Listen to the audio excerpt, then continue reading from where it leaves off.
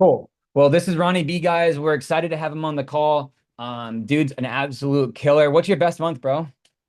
78 is my best month. Yeah, 78K. 78. That's a beast mode month, dude. Yes, sir. I Yeah, try it, man. I'm proud of you. That's sick. I've done 80 a few times, and I know how hard it is to be able to do those high numbers. So it literally is a grind. It's an everyday thing, and it's definitely not for the weak-hearted to hit those numbers. It's the real deal. So that's Sir. fucking sick. Super proud of you. Now, for everybody that doesn't know you, can you give everybody like a quick background of yourself? Where you came from, what was going on, and how you got into the industry, so we know about you, and then we'll jump into the sales training. Yes, sir. Yeah. So, well, what's up, guys? My name is Ronnie. For those of you that don't know me, I come from the door space. So I did alarms and solar for about 4 years before I transitioned into life insurance. I made the jump, I think, just like 21 months ago. So last March, um, that's where I'm coming from. And in my first year, I did hit the Hall of Fame. I did about 455K. I think I'm at 455 right now this year, but could have been more if I didn't really focus on building a team and helping other people. But yeah, that those are my numbers. And honestly, guys, like I'm gonna try to provide as much value as I can. That's the whole goal of every call that I try to do a training on. And Calvin just wanted me to touch on just honestly how to write 40K a month consistently or on the blueprint on it. Because I think that's Hall of Fame numbers, right? Or actually, Hall of Fame is a little bit less. I believe it's 33 if you do a full calendar year. Yep. But 40K a month should be like 10K a week or die. Like that's something that every person in this room can hit. Realistically, you can. It just takes work at the end of the day. So I'll give you like a brief rundown of what my first 90 days looked like and what tips that I did that really, really helped me in the beginning when I was a new agent. Like first and foremost, guys, like you got to really want it and appreciate the opportunity. Like coming from the doors, I had to bust my butt to get to 200K a year, like bust my butt, and I barely and knocking doors and walking around miles a day for and sweating every single day, right? So this is what we have is incredible. Generally to be able to do this virtually, like it's a lot easier. It's just all mental, right? So first and foremost, you got to want it and you got to appreciate and recognize the opportunity. When I see a lot of new, like what I did, I like to consider myself high maintenance. And what I did because I asked a ton of questions, and that brings up my first point. Like, if you get stopped at any point in the script, absolutely like write it down. If you're not at like 7 to 10K a week right now, and you're working the hours, you're working consistently, and you're doing everything else right, it's the skill. And you got to keep asking questions and you got to keep watching training videos and you got to want to learn to how to learn to get better. My mentality going into this when I first started this was I need to get to 40K a month as fast as I can. And I asked a million questions and I called up my uplines. I reached out to other top producers at that time. One of them was Salem. So shout out to Salem for helping me a ton. But yeah, that's honestly the first step. You have to ask for help. You absolutely have to. It's a requirement to have success. Like you shouldn't be embarrassed or ashamed to unmute. Ask a ton of questions. Be bold.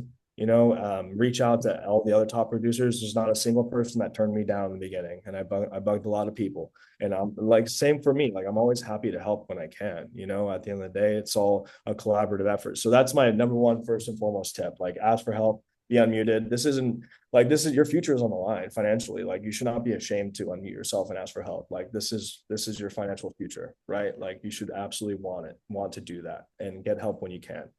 So that's first and foremost. I mean, get to the training, get to an adequate skill level. Number two is just to really have a consistent schedule and work the hours no matter what. Like my first 90 days, you have to sacrifice. Like you have to sacrifice basically everything else for a little bit. I know like some of you guys probably have kids, families, so I understand that can be a little bit tougher. So what I would say is just like stick to a schedule that you can follow every single day, like clockwork, right? So that's what I got. That's what I did, at least in the first 90 days until I got really good at this. I mean, my first month was like 20, I think, and then like 30, and then I started doing 40K basically consistently plus for the rest of the year. And there hasn't been, I don't think, a month since I did under 40. So realistically. And so that's because of the consistent schedule. And so like you have to work the hours and you have to be intentional with your time. huge. Taking doctor's appointments, like, or any appointments throughout the week is a huge, like, I do that only on the weekends if I can, or like super early Monday mornings if I get that out, if I have to get something out of the way, because like during the week at the very least, like my dialing time is precious to me. I want to dial at least 10 to 12 hours a day. And huge tip that started my momentum, as well, is if you're getting, if you're getting rejected all day, you have to, there's been so many countless days that I've gone crapped on for like 10 hours straight.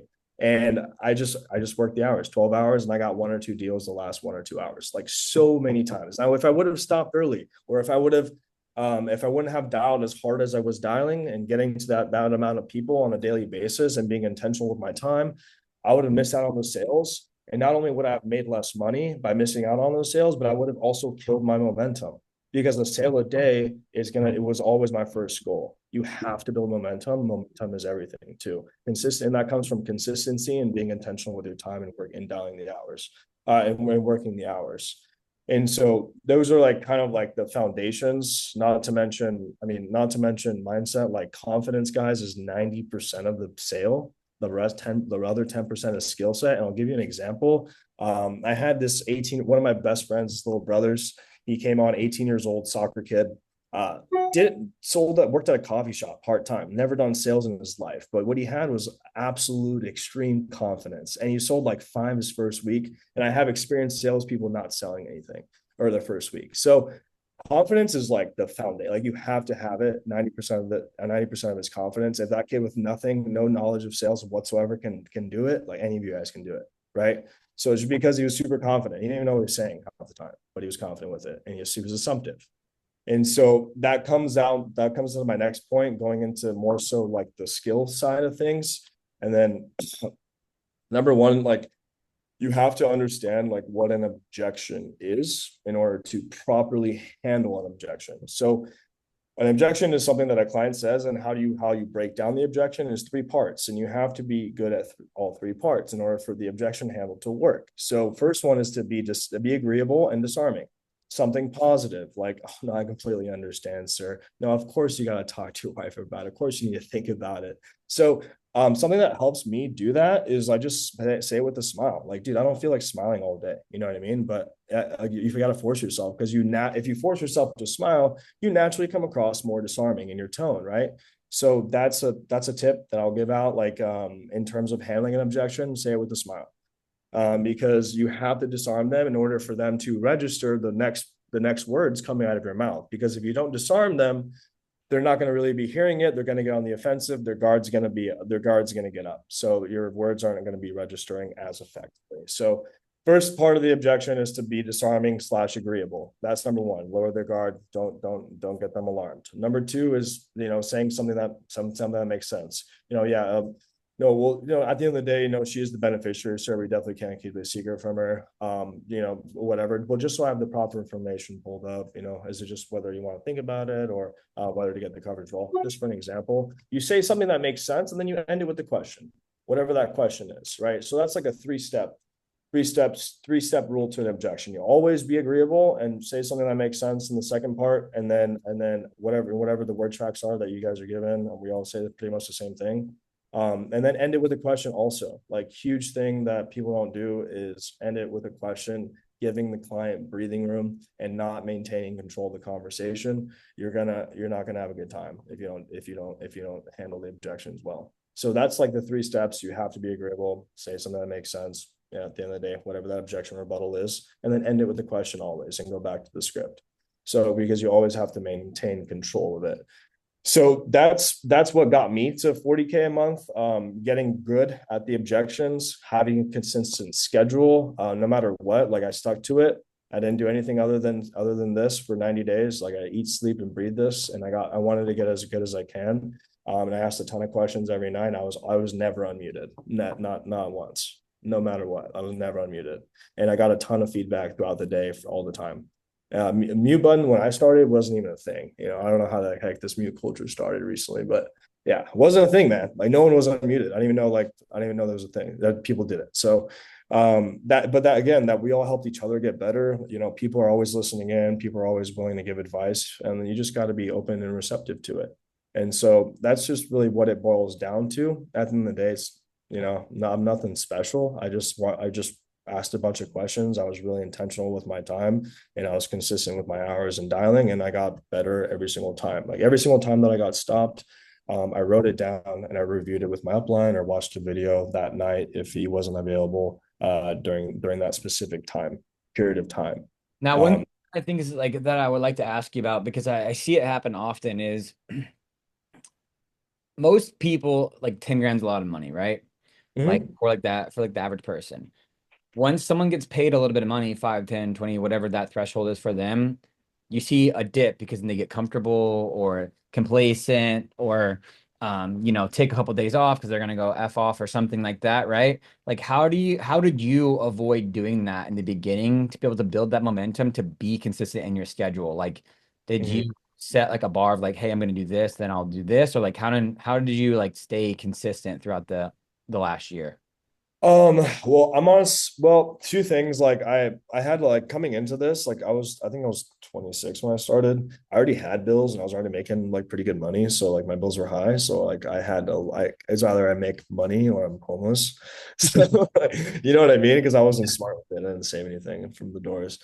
And so, but at the end of the day, it's just kind of you gotta just kind of recognize like why do you wake up every day? Why do we do this? Like why do we work 12 hours a day? You know, I want financial freedom. I want a better life for my family, help out my parents, you know, retire my mom, etc. Right? You just have to like I wake up to that every morning, right? Like I have my board up on my wall. Like I remember why I do what I do every day because it's important for myself and my future family's like financial future at the end of the day. And also, like I'm super competitive. Like I just wanted to be number one. Last year I just want to be the best. And so yeah, because at the end of the day, guys, like there's normal people. Like what got me was like there's normal people from all random walks of life like that are killing it. Like why not? Like I was like why not me? Like I'm no, I was like I'm better than them, I can do it, right? That's what I thought, Yeah. right? Because I had sales experience, but I was like, yeah, I was a nice with the doors at the end of the day. Like I got it, I'll beat them. So I mean, at the end of the day, man, you just gotta remember why you're doing it. At the end, like that's the most important. And something that helps if you get a sale, just think that it's going to charge back. I got to get another one. Yeah, that's a good mindset to Oh, have. it's going to charge back, dude. It just doesn't count. I got to get three more today. You just got to be hungry with it, man. You got to. I don't know. I have no complacency unless I have like maybe a couple mil in the bank, but I like yeah, that because people always they get like one big win and they're like, oh, like I don't have to do shit the rest of the day, right? And you're like, no, like that was just one. Like let's do 5, 6, 7, 8, 9, 10, whatever the case is. So I think yeah, that's huge. And I think what I've noticed, and probably what you guys have noticed over the last 5 weeks of these calls, is like we keep bringing on 40K producers and they keep telling you guys the same stuff and they keep saying like it's a mindset thing. Like I will be better than everybody else. I'm going to continue to do whatever it takes to be better than everybody else. Hyper competitive. I believe that I'm going to win. I set the right schedule to make sure that I will win, and I get the right amount of leads to make sure that when I'm at work, I'm actually working. And like what I think I notice after interviewing people over and over and over again is like there's not really like anyone that's inadvertently special or different than anybody else, but they do have common traits. And Ronnie has the common trait of like, I'm overly focused on winning. I'm very competitive. I'm going to do whatever it takes to be able to make sure that I'm competitive to win and that I definitely want to better my lifestyle, which requires me to sell at a high level. And how am I going to do that? Okay, I'm going to have a unmatchable schedule that I'm going to outwork everybody. And then the times that I'm outworking everybody, I'm going to make sure that I have the right lead flow to be able to match that activity to make sure that I sell at a high level or make my sales easier so that I'm not scraping the bottom of the barrel on old leads or leads I bought 2 weeks ago to make my job harder. You know what I mean? Now, mhm, Ronnie, like you've built a very successful team, like a pretty large team, by duplicating yourself over and over and over again. What are mhm. some things that you've done from a builder's perspective to be able to build and scale at a high level in such a short amount of time?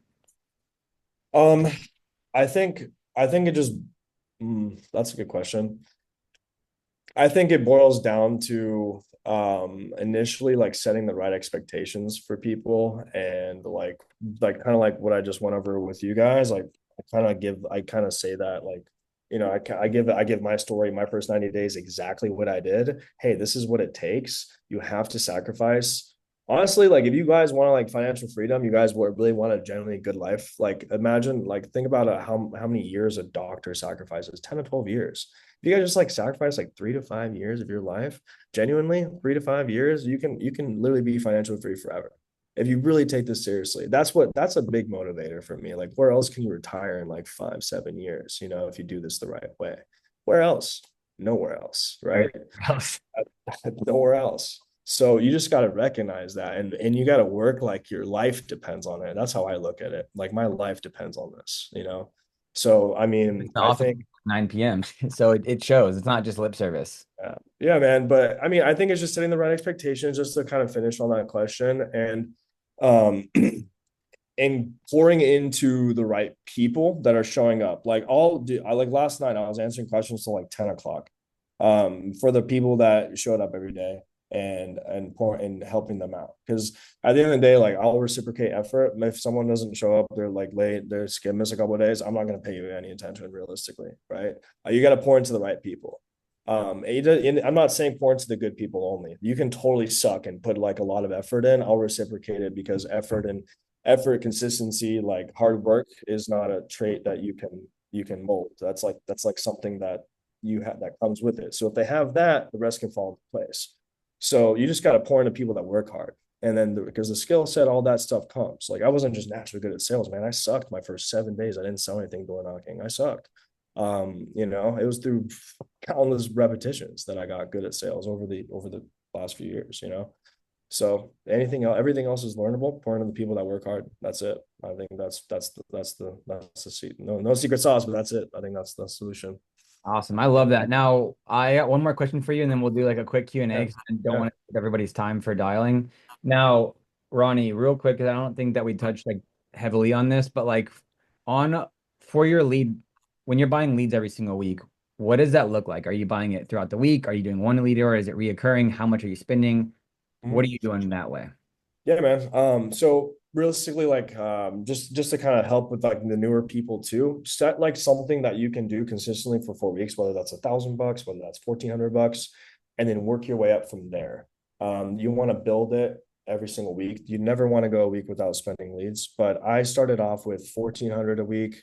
And then I started writing off that 1,400, 30K, then 40K, and then 40K plus. And then I was like, okay, I got it down. Now I'm gonna increase my lead spend.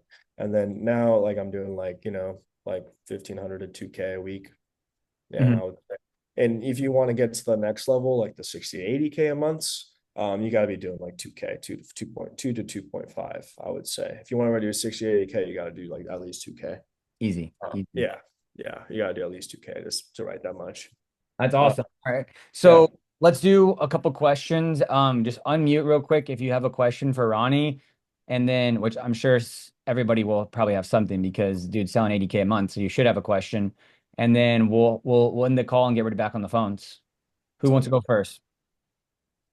Are you phenomenal. buying only fresh or some aged too? I am buying like volume leads, which is like you can categorize that as aged. And then I'm doing both, a little mix of both. Okay. But pointer on that, man, like I started with volume leads only, like because you get way a lot more at bats. I don't know how your schedule is and how much time you devote, you can put into this. I don't know your background, your life, but like if you are working full days, I would advise you to not do high intent and do like volume leads because that's gonna get you better. I did volume leads for 9 months straight. Didn't do any high intent leads until this year. And that's how I got really good at the objections. I got a ton of objections on them that's how I got good, right? Like I Yeah. got good by getting shit on most of the days, right? By getting Yeah. out those deals. And that's how you get better at the objections. You get more at bats, you convert more over time. But I would do that until like 30 to 40K a month. Then you can do that's again, personal opinion, but I think volume leads are great to start on. Nice. Yeah. Or age leads. Thanks. Yes, sir. Beautiful. What's your post sale look like? Do you make contact, don't make contact? Do you try to keep those that have lapsed or gonna lapse? Just talk a little bit about that. Yeah, so I haven't, so I have my assistant do this, but she calls the customer 2 or 3 weeks after I sell the client, and just to make sure that they got the policy, because something to think about. People straight up will cancel if they don't get the policy, they don't hear from you. They straight up will cancel. And so because they think it's like a scam. So like you want to make sure that they're getting their policies. Something I've noticed. Like even no matter how much they need it, they're gonna cancel if they think that they don't get it and you don't check up on them. Like most of the time, or they're gonna get switched by some other agent. Oh, you haven't gotten the policy, then you're getting switched. Right. So definitely be on top of that. I would say, but I have her do that, and then I have her do like a send a little $3 postcard online. It's called postable.com. It's like $3 or $4 to send it to the, and that's only to people that have $60 a month plus premium. I don't send it anyone lower. I don't care about those people too much. Yeah. Yeah. But that's about it with the follow-up and stuff. If they charge back and stuff, I'll have my assistant call, but I'm not really good at that. I just focus on the new deals, dude, to be honest. I'm terrible at following up the chargebacks, stuff like that. I just keep selling, honestly. Well, speaking of assistants, at what level were you when you decided that you needed one, and then how did you go about finding one? Yeah, man. So I mean, finding one is easy. There's a whole agency. Like, I mean, I'm sure Calvin can even point you in that direction. But I will too. There's a whole agency. It's like $10 an hour. If they're from the Philippines, they do great. They're a VA virtual assistant. But I wouldn't get an assistant maybe until you're doing like, 30, 40K a month, I would say. Because like your only focus until you get to 30K is like, at least, right, is like you got to learn how to sell this stuff, no matter, like, just tunnel vision will get you there. Yeah. How Yeah. to be as good as A bit of possible, skill. and then Hey, scale. I had a question about objections. So Mm-hmm. you were like in a part of the script where you saw you were having like a lot of difficulty. Like kind of like what was your process for like getting that like dialed in? You a part of the script where you're having a lot of difficulty. Yeah, like let's say like you were having a lot of problems in banking or something. Like Mhm. what was your process to like, okay, like I gotta get this dialed in, like Okay, a little bit. I'll try to summarize, but the reason why people get a banking objection is can be three things. One, the why is not strong enough, and they're not fully sold on the idea or the product. Number two, number two, you weren't like professional in your language, and you sounded a little, maybe you weren't professional / confident, and they didn't trust you because you sound a little sketchy. I don't know, but they just don't trust you. Or three was the price.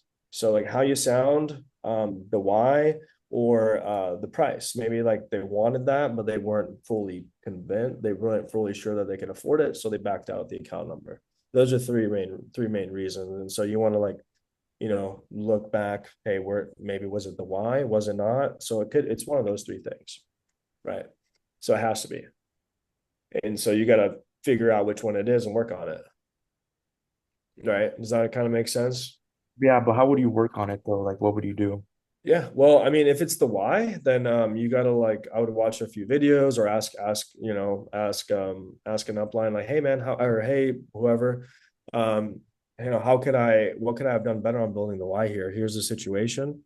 Here's what I said. Here's what they said. What would you have done differently, right? And then that's how you figure out if you're doing a good job at the why. Hey, here's how I asked for the account number. Like, what do you think? Was it right? Like, you would just want to, like, write down the exact scenarios, and then get feedback off of it. Like, hey, like, where do you think I went wrong here? Like, here's the why, here's the situation, here's their budget. Like, you break down every call, right? Because there's always a problem somewhere. Promise you that. And especially if you're in the beginning, there's always, you just gotta do a good job of, like, note taking, that especially when you're starting off, man, so that way, someone can help you with that. Because if you don't know, then I don't know, right? If, let's say, you're my agent, like, if you don't know, man, I don't know, right? So you got to write down the details of the conversation, and then we can review it, right? And see where you would need work. But again, if it's the price, you can always just recommend the bronze, recommend the bronze, bring up the why, and then assume the close on the bronze if you need to lower the price. Because maybe sometimes it's price, and people just don't tell you because they're proud. Yeah. And people that are good at sales are good at building value inside of the why. That's why he keeps saying that the why is so important because people that are good at uncovering the why are good question askers. So like let's say quick example here is like let's say, oh, I want to cover my final expenses or I just want to make sure that there's money left behind. And then you continue to move on to the script without digging in deeper to that. Like you got a surface level answer without actually uncovering the true concept of like what's going on. So it's like, okay, great. So what does that look like whenever you pass away? Or like who's the first person going to find you? You know, do you rent, do you own? Like how much money do you have put away? How much do you make per month? Do you have car loans, debts? Like who's your beneficiary? How far away do they live? Like you want to be able to like to know that person so deep that you say like when they say, oh, it's like it's too expensive. Okay, great. So you're telling me your kid, Michael, who works in a factory making $5 an hour that has two kids, has enough money saved away right now to pay for your funeral tomorrow if something happens. Like you be able to tie it back to like something. And that's how people like Ronnie get really good at sales because they're so good at asking quality questions that they can paint such a clear picture that when you bring up their son Michael that works in a factory that makes $15 an hour that has a son, they picture that in their head and they're like, oh shit, like I'm an idiot. I can't leave this guy nothing because he obviously has no money and I have no money. So we gotta get this fixed today. And that's where the value comes in handy because you're so good at understanding and making that $50 feel like it's $1 million. You know what I mean? Mhm. Well said, dude. You actually brought up something I actually wanted that ties into that, Calvin. Is like presenting the numbers. Like sometimes I notice people overquote, especially like so like the way that I quote, like the bronze option is the hill I'm gonna die on. Like I'm gonna get them the bronze. If I know they need it and I know their budget, I'm gonna make the bronze like the hill I'm gonna die on. Like I'm selling them the bronze minimum, you know. So I want to make sure that it's the bare minimum that they need. If it's like a cremation, you know, 3 to 5K, depending on their budget, and I know it's going to be well within their budget. So I want to hit on those 2 points on the bronze. That way, if they give me pushback, like I'm gonna close them on the bronze, hard closing them on the bronze. Like that's my mentality going. Like no matter what, they're getting at least this. All right. So that's how you want to frame the numbers. Yeah, Fucking so I just something I noticed, man, is like people are quoting way too high, and then like even the bronze might be a little out of their budget, so it's hard to sell. That's huge. That was a big bomb. That was a bomb drop. So we're coming up on 30 minutes. I don't want to take too much of Ronnie's time. I know it's super valuable and I know everybody else wants to get making some money. Ronnie, will you drop your Instagram in the chat? If Yeah, anybody of wants to reach out, follow you, ask you a question, course. we'll have his Instagram in the chat. And then we'll open up breakout rooms again. I appreciate everybody. I appreciate you, Ronnie, for jumping on and pouring into Sure. everybody. As always, if you need something, let us know. We'll be here. We have a great group of managers and agents and leadership on our team, and that everybody that has sold at a super high level. Like I highly encourage new agents or new people, or even people that are not selling at the level they want to sell at. Like reach out to somebody that has done what you're trying to do. Because if you keep getting advice from people that only sell the same shit that you're doing, you're going to fail and you're not going to get the right advice. So only reach out and take advice from people that actually sold more or at the level that you want to be at. Appreciate everybody. And Sure. Thanks for having me on. thanks, Ronnie. Yes, sir. Later, guys. Go crush.